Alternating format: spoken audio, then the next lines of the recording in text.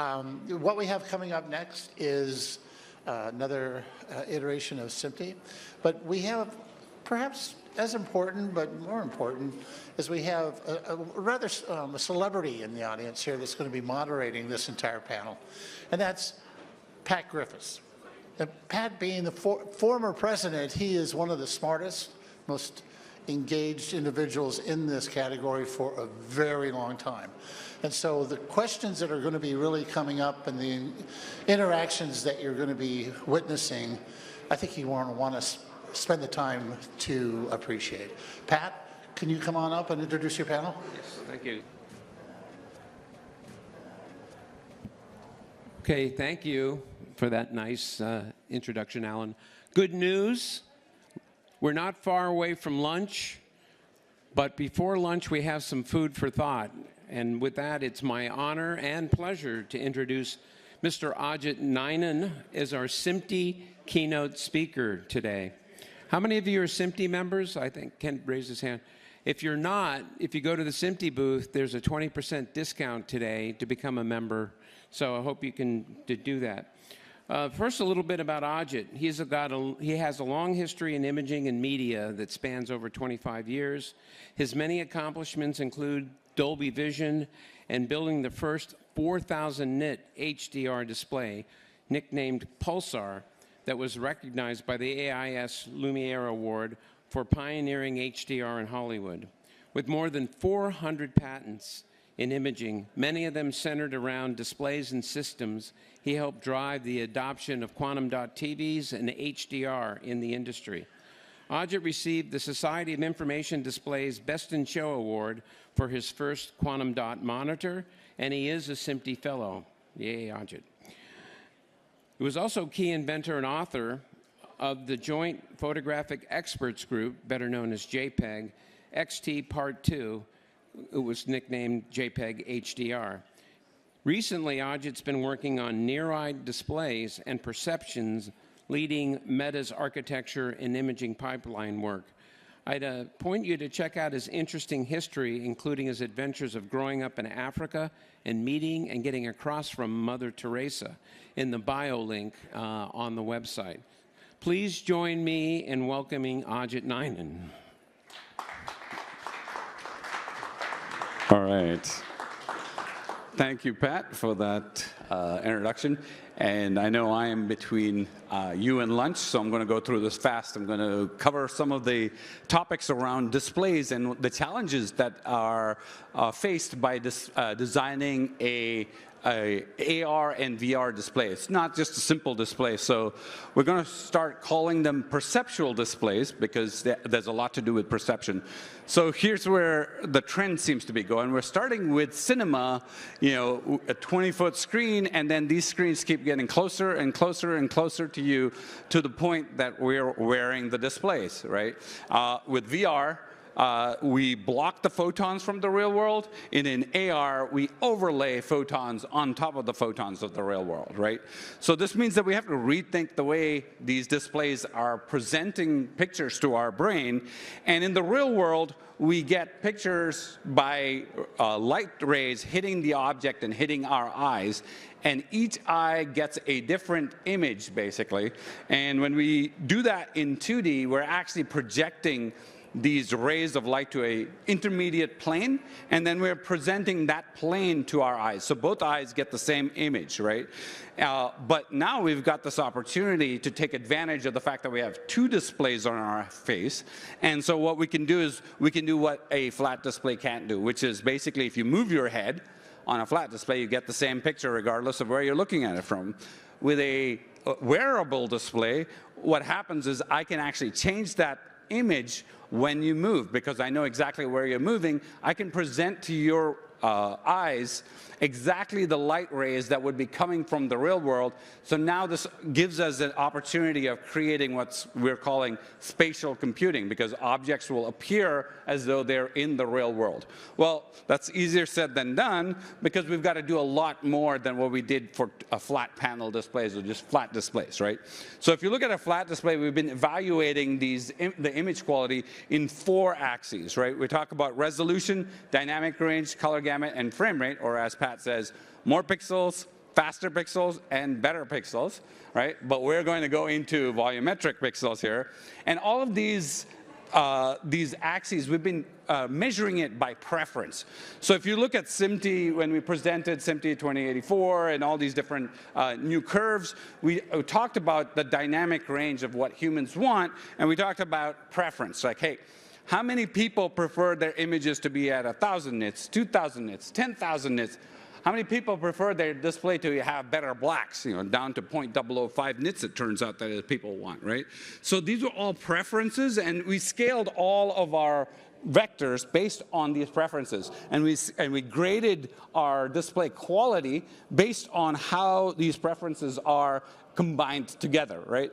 So there's 50 plus years of standards on these flat panel displays, but then here we go, we introduce 9 axes, and I call it the 9 and 9 because it's easy to remember 9 and 9. So, okay, so what did we add? We added field of view, which adds immersion, right? So you're going from what we always thought was a fixed field of view to something much larger, and every display now is going to be a different field of view, so that we've got to account for that.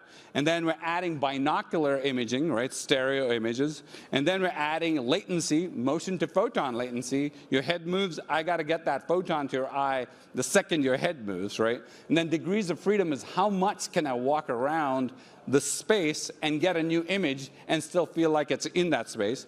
And then accommodation Vergence, I'll get to that in a second, and let's jump right into it. So each of these axes have some feature, they sub-branch basically, right? So for example, stereo, you need vertical disparity to create depth.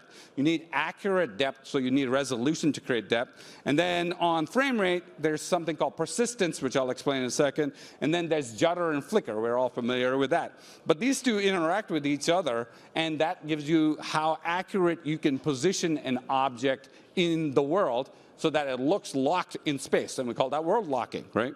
So you can see all of these are going to start interacting with each other. For example, frame rate interacts with resolution. Stereo interacts with the resolution as well, because you have to have high enough resolution to be able to get accurate depth. And then all of these start interacting with each other to the point that this is your brain not on drugs, right? If you had drugs, you probably wouldn't have as many interactions, but this is the way your brain works, right? It just keeps interacting with each other. Now, perception is multisensory, so it's not just those 9 axes that I'm talking about. There's actually vision and touch, vision and motor skills, vision and attention, vision and meaning. You translate an object in the real world based on vision, right? And here I'm going to show you an example of where actually vision and audio interact with each other. So it's very dim, unfortunately, so you really have to see the image. I wish the lights were down. You need high dynamic range imaging. But I'm going to hit play here, and you're going to watch my face saying some words. And here we go.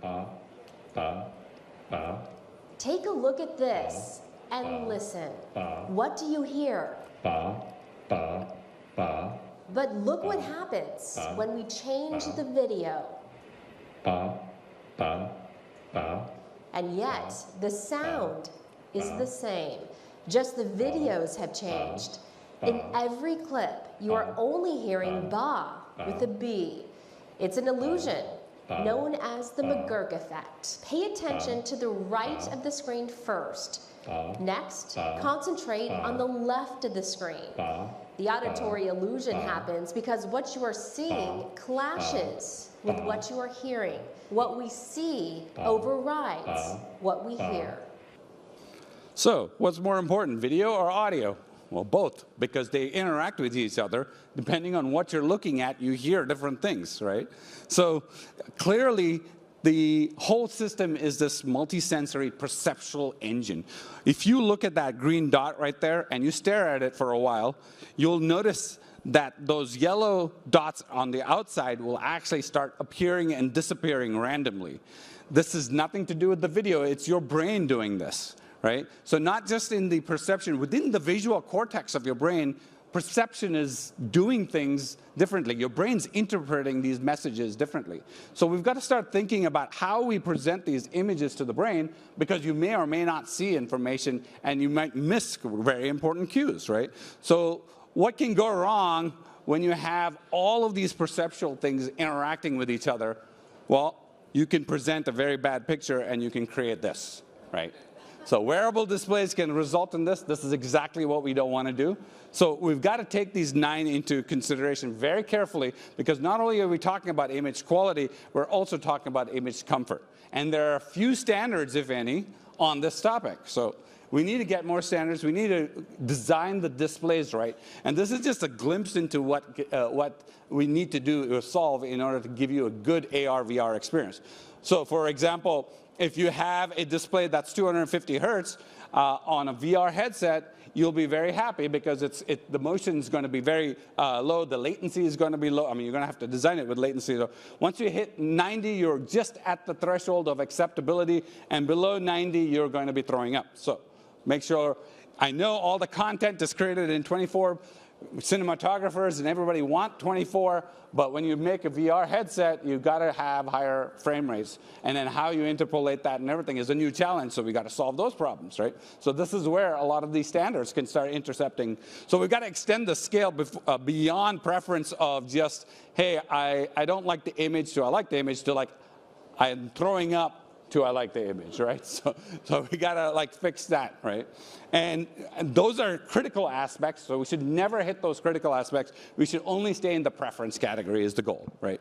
So what is perceivable is the question. Well, I can find different ways of measuring that. I can stick a probe in your brain, which people have done on animals. And MRIs, I guess, and you can measure this, right? You can show people pictures and you can measure this. Or what we do at Meta a little bit more humanely is actually just do user experiments and have a button in front of them. When they see the button does something, they click on it as fast as possible. And you use the psychometric function to know, like with large groups of people, to know how fast they respond. And we know when we go from no difference to difference, and we're able to measure these things and actually characterize the human visual system. So this is what we've been doing. This is not new. JPEG, MPEG has been doing this for years. You know, they've been just changing the DCT parameters and the coefficients, and you measure multiple people, and then you come up with like, oh, what's the right coefficient? I can throw out some data based on this. No different, right? We've got to do this for every aspect of the 9, right? So there's this other aspect I talk about, impedance matching the display system to the human visual system. What does that mean? Well, if you take a look at this black dot and just stare at the black dot, right? Don't move your eyes from the black dot. I'm going to change the slide. Keep your eyes on there. I want you to count how many black dots you see in this image. All right, you ready? All right, how many black dots do you see? How many saw 3? 3, yep, that's a lot of people. How many saw 13? All right, well, there were a lot more black dots than 3, right? So that's because your eye is high resolution in the foveated area, and it's lower resolution outside of that. So I don't really need to send you all the bits all the time. If I have eye tracking, I can send you the right information. Turns out that's true for color. Turns out that's true for everything, right? Motion sensitivity is higher in the peripheral than it is in the fovea. So there's all these different characteristics that we can characterize. So now we're talking about not only signaling protocols, we're also talking about designing the display. And let's try to do that end to end so we can solve this volumetric problem, right? And this perceptual display. Okay, so this is an area that I want to kind of talk about. Like, most displays are on for the whole frame time, right? But in AR, VR, we can't do that. Why is that? Because your eyeball, I don't know if you've ever seen this demonstration of like, you hold a chicken and you shake the chicken's body and its head stays completely still. It's almost like a stabilizer. I think somebody put a GoPro on top of the chicken's head and used it as a stabilizer. Your eyeball is exactly that, right? You can shake your head all you want, and your eyeball will just stays locked, right? It won't move. And that prints an image on your retina. So if I'm looking at this real-world object, it draws a dot on my retina, and when my head moves, regardless of how my head moves, it'll stabilize that dot on the exact part of my retina, right?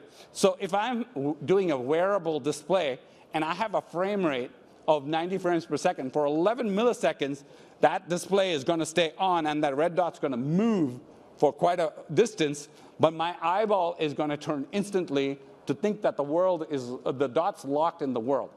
your brain always thinks everything is world locked. You cannot do something with a head-locked display because your brain always wants to lock things in the world. The only thing that's world locked are scratches on your glasses and the things that you want to ignore, right? So that's the reason why these head-locked things, you're going to get blur if you keep the frame on for the full frame time.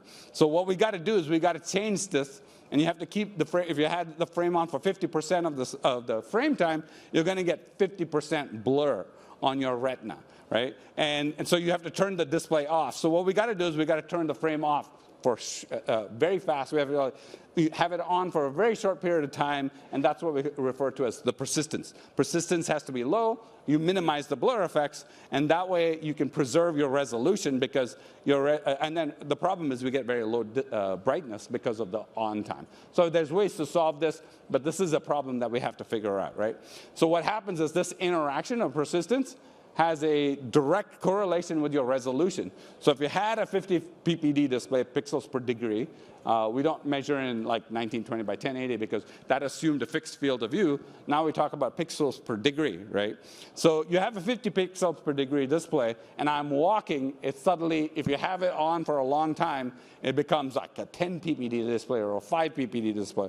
The shorter and shorter that persistence time, the higher your resolution that you're preserving, right? So this is one thing. And then the other thing is that it actually corresponds to your world locking. How effective is the world locking when you have persistence? So if you have a long persistence when you move your head, right, that's the way in the real world, the object stays still. With a projected image, if you move your head, the image is moving with you, and then it bounces back, right? And the longer you keep this on, and the slower your frame rates, the worse and worse this gets, and then you get throw-up problems, right? So you don't want to do that.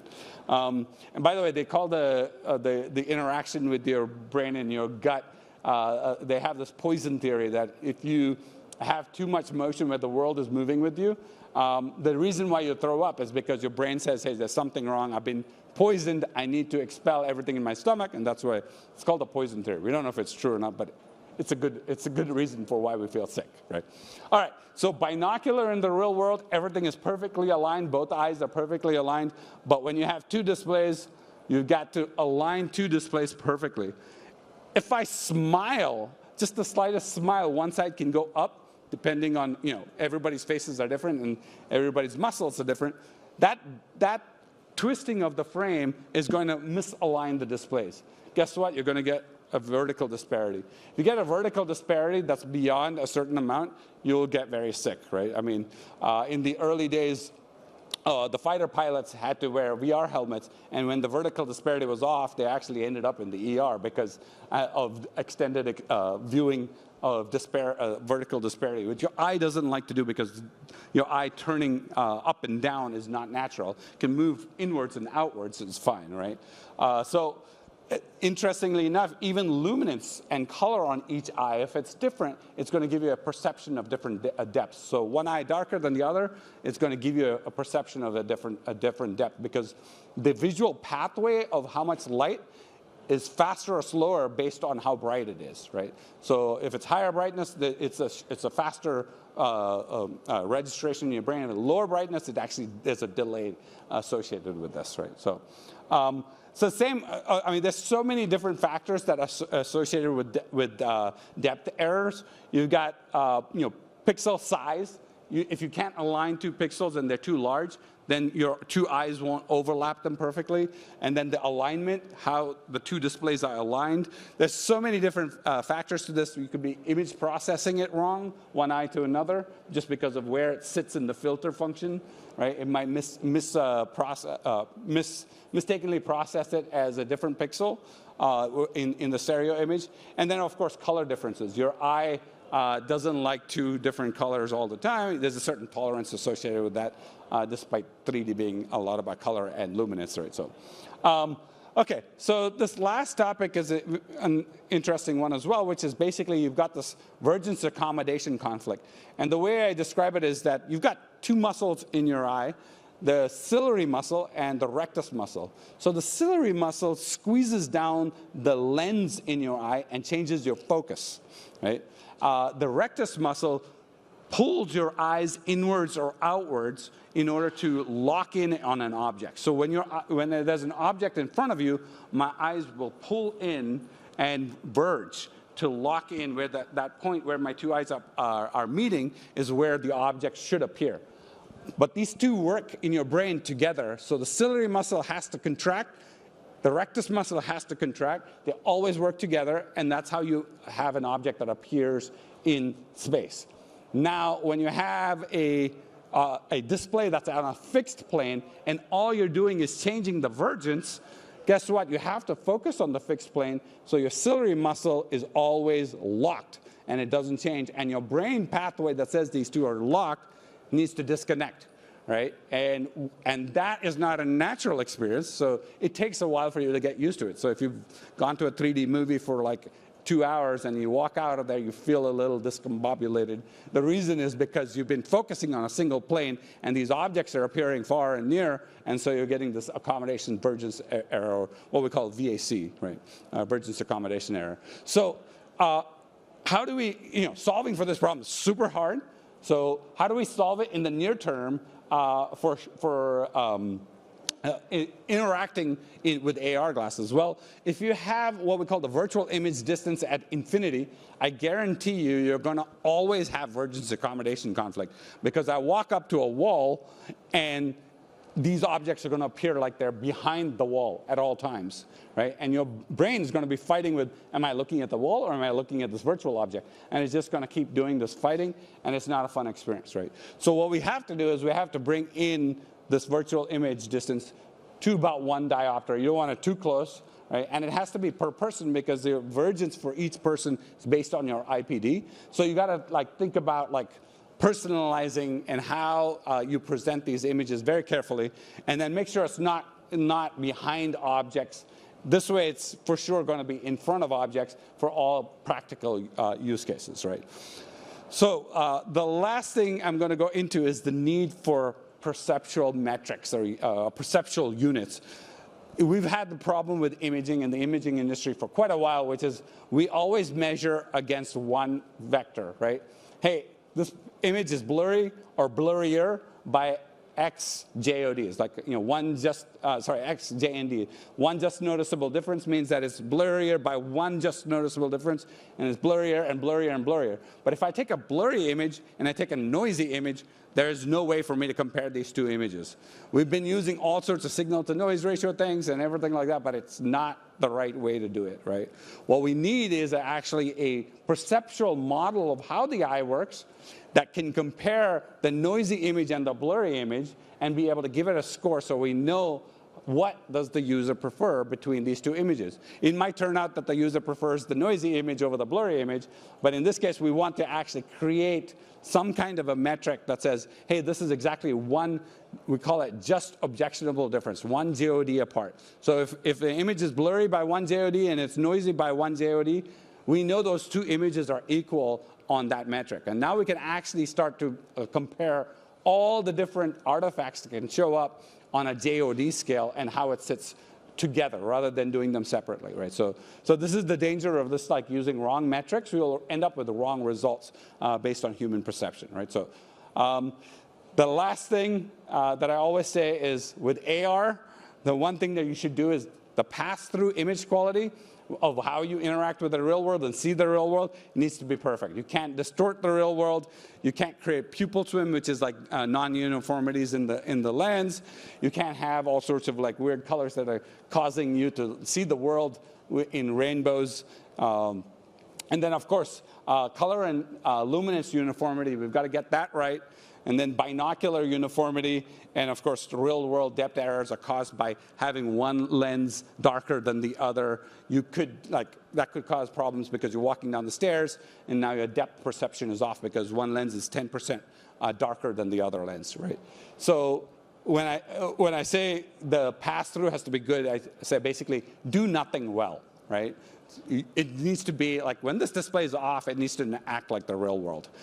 So finally, let's make sure that our customers enjoy a pleasing experience, and we're not going into the category of sick, making them sick.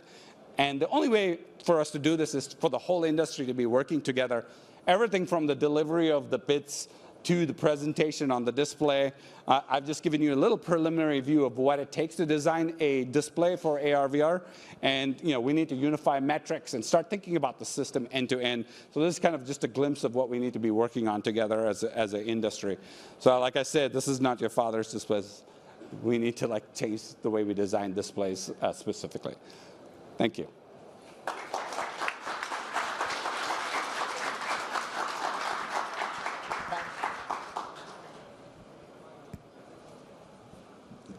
No clickers. Thank you. And that's that. There will be a quiz later, so I hope you took good notes. Ajit talks very fast, but it was very interesting. Thank you very much, Ajit, and back to you, Alan. Well, here we go. One of the things, Ajit, is for those of us that wear glasses, is this a second plane in looking through what you just described? Yeah, so it should merge with your glasses. So whatever the power you need, there's two. Oh, sorry. So there's two. There's the virtual image distance, and then there's your regular glasses, right? So we should not distort anything that's going on with your regular glasses. So you should be able to wear your glasses and then add this. The beauty of people wearing glasses is there's a lower barrier to entry for us who wear glasses because we don't mind having something on our heads. What we call emmetropes, people with perfect vision, they don't like putting something on in the first place. So the value that we have to create has to be larger than the discomfort of wearing a piece of plastic on your face, right? Yeah, and I notice that all the time when these get darker. Yeah. And my eyes will adjust. And you were pointing out some things that I've just been kind of working with over the years of making this happen. I don't know if anybody else wearing glasses have that same kind of feeling where we're associating to what was just described, but it made an impact on me. So thank you very much. It was really interesting.